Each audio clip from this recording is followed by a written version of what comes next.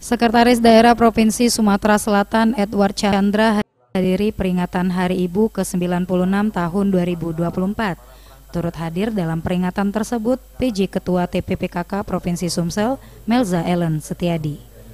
Tema peringatan Hari Ibu kali ini adalah Perempuan Menyapa, Perempuan Berdaya Menuju Indonesia Emas 2045. Dalam sambutannya, Sekda Edward Chandra mengatakan, perempuan adalah pahlawan yang tidak tampak namun dampaknya begitu besar dalam kehidupan, bukan hanya pengasuh dan pendidik bagi anak-anak, tetapi juga sebagai pilar yang kokoh dalam pembangunan sosial, ekonomi, dan budaya di Indonesia. Melalui momentum peringatan Hari Ibu ini mengajak seluruh pemangku kepentingan turut mendukung pelaksanaan 8 misi atau Astacita pemerintahan Prabowo Gibran, khususnya pada misi keempat, yaitu memperkuat pembangunan sumber daya manusia, sains, teknologi, pendidikan, kesehatan, prestasi olahraga, kesetaraan gender, serta penguatan peran perempuan, pemuda, dan penyandang disabilitas. Hari Ibu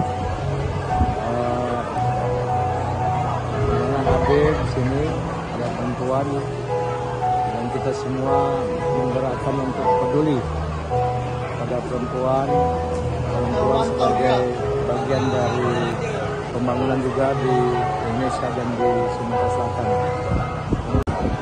Salah satunya adalah untuk dalam rangka menuju generasi emas, Indonesia emas, juga mendorong ibu juga untuk menggerakkan bagaimana semisal untuk stunting, ya, bagaimana untuk pengendalian mengurangi angka stunting juga bisa kita lakukan. Apalagi dengan adanya gerakan orang tua asuh stunting saat ini. Selamat Hari Ibu. Turut hadir Ketua DWP Provinsi Sumsel Desi Edward Chandra, Kepala Dinas PPPA Provinsi Sumsel selaku Ketua Pelaksana Peringatan Hari Ibu Fitriana, Forkopimda Provinsi Sumsel, Bupati, Wali Kota Sesumsel, Ketua PMI Sumsel Ibu Haja Febi Hermanderu, anggota DPD RI Dr. Ratu Teni Leriva. Tim Liputan Sriwijaya TV.